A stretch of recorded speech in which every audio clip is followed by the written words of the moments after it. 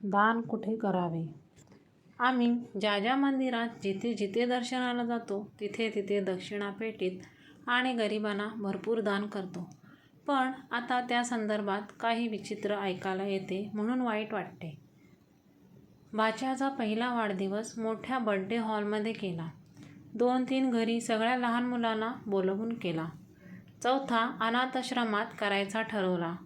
3 किलोचा birthday cake आणि भरपूर पावभाजी तसेच बिस्किट पुडे, चिवडे, चॉकलेट असे बरेच काही घेऊन गेलो. 50 मुले होती. हे काय, एकही मुलाने केक खाल्ला नाही. पावभाजी मोजून 2 पाव प्रत्येकाने खाल्ले. कितीही आग्रह केला पण नाहीच खाल्ले. आम्हाला वाईट वाटले. तिथल्या मावशींना विचारले. त्यांनी आत नेऊन फ्रीज उघडला. संपूर्ण फ्रीज केकने भरला होता. 10 केक होते. आमच्या इथे लोक बर्थडे करायला येतात. रोज 4-5 बर्थडे असतातच. मुले कंटाळले आहेत हे खाऊन. त्यामुळे केक, पावभाजी, कॅडबरी हे सगळं ती शाळेत येऊन वर्गात मुलांना देतात. हे ऐकून आम्ही भांबावलो. ते म्हणाले, तुमचा केक आणि तुम्ही आणलेल्या सगळ्या घरी घेऊन जा. इथे कोणी खात नाही. खरंच सांगते, आम्हीही सर्व काही घरी घेऊन आलो. भरपूर पावभाजी आणि भरपूर केक खाल्ला. दुसऱ्या दिवशी घराच्या आजूबाजूची सगळी मुले बोलावले आणि पुन्हा बर्थडे साजरा केला. त्या मुलांचा आनंद आणि आवडीने खाणे पाहून तृप्त वाटले. आता कानाला खडा. लहान मुलांची महाग कपडे अगदी नवीन राहतात पण टोकडी होतात. आम्ही आणि शेजारच्या अनेक जण, गावातल्या मैत्रिणी सगळेच जवळ असणाऱ्या झोपडपट्टीत कपडे नेऊन द्यायचो. ते लोक कपडे न घालता कचऱ्यात फेकून देत. कचऱ्याची गाडी कंटाळली झोपडपट्टीतले कपडे उचलून. पण आम्ही मात्र शहाणे झालो. आता आम्ही गावातल्या मैत्रिणी एकमेकांच्या मुलांना कपडे देतो आणि सर्वजणी मैत्रिणीने दिलेले कपडे आपल्या मुलांना घालतात. आवर्जून फोटो पाठवतात एकमेकींना. हा तू दिलेला ड्रेस, तो ड्रेस तिने मुलाला त्याच्या बर्थडेला घातलेला असतो किंवा कोणाच्या लग्नात जाताना. आता सर्वांचे पैसे वाचतात आणि आपले इतके महाग ड्रेस कोणी वापरतं आहेत हे बघून समाधान मिळते.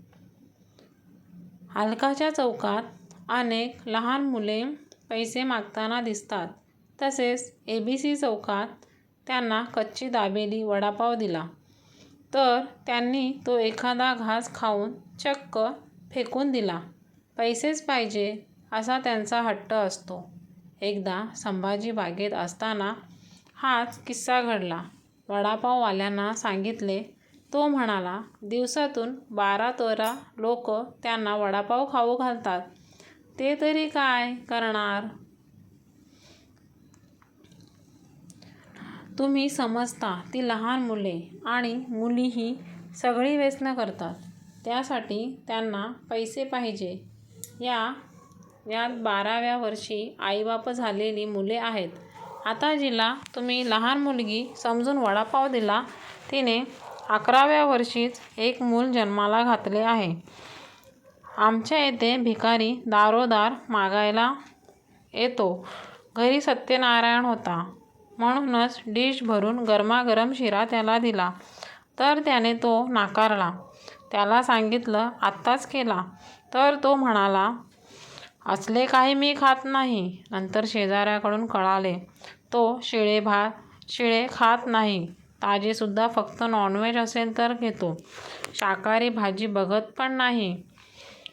गावभर अन्न मागत फिरतो ते पोटासाठी नव्हतेच तर नॉनव्हेज खाण्यासाठी होते.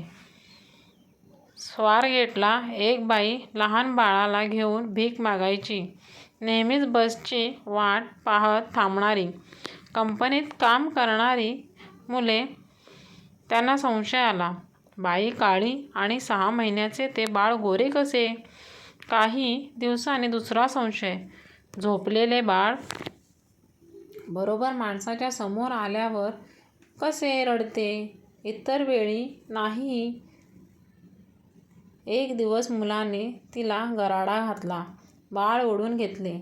त्याच्या अंगावरची फडकी काढली आणि मुले हादरली. बाळाला संपूर्ण शरीराला जोरात चिमटे काढले होते.